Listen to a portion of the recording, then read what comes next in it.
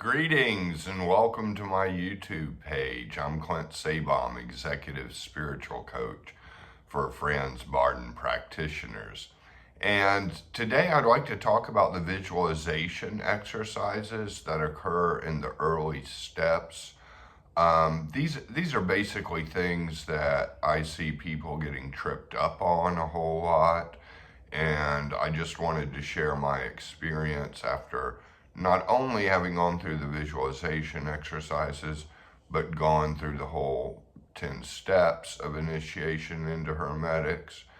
And that's basically that. I think with the visualization exercises, the mistake that could be made is to basically force it, just kind of strain to get it, and I feel like it works a lot better, or at least it did for me, if it was more of a passive, almost empathetic thing, staring at the object and just kind of taking it in a relaxed state, letting it come up in my mind's eye, letting my mind's eye extend to the whole room, and then seeing it before me, almost as if, yes, it started in my mind's eye and then it just extended into the whole room.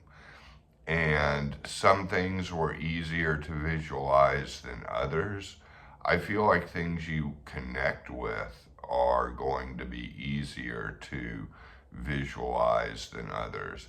And while you're doing this, one kind of crazy thought I had was, why not just use the visualization exercises to also manifest things? Instead of like a pen or whatever, a watch that you're, visualizing. How about use like a $20 bill and visualize the $20 bill, and then that will end up maybe perhaps bringing a $20 bill into your life. Who knows, I'll talk in future videos more about the law of attraction and how it relates to Barden's system. But anyways, yeah, use objects that you connect with and just let them come. Let it start in your mind's eye. If you have to close your eyes and see it in your mind's eye first, that's fine. And then see if you can still see it in your mind's eye with your eyes open a little bit, and then see if you can extend the mind's eye to a few feet before you so that it's hanging in the air. And I think in order to extend that, basically, your sense of self, your sense of being, your presence needs to be real strong. So vacancy of mind is the practice that would help a whole lot with this. The stronger you are with vacancy of mind, the stronger you're going to be with the visualization exercises.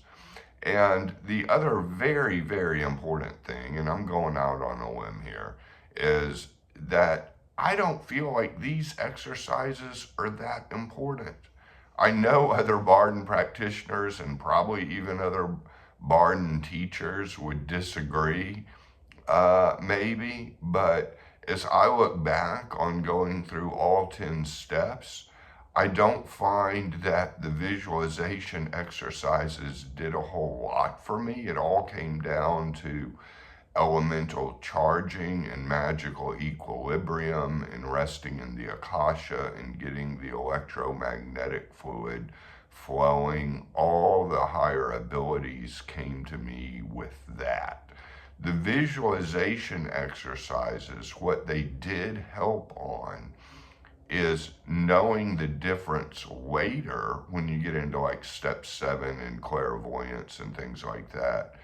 Later, knowing when it's a projection of your own mind and when you're receiving a psychic message.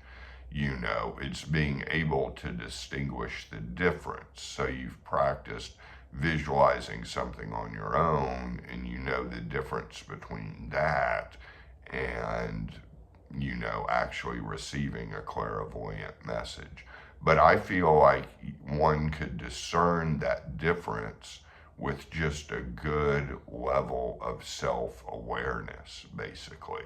A good level of psychological self-awareness that's developed in the astral mirror, I feel could distinguish the difference between what's a psychic message and what's just a projection of your own mind.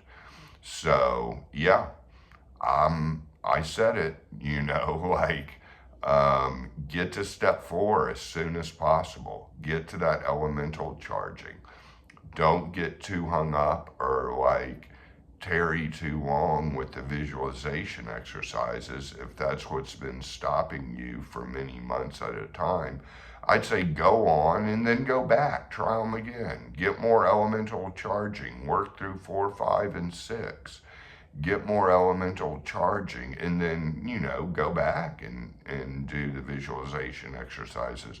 Because you're always going back. You never really graduate from a step. You keep practicing the step even when you move forward to future steps.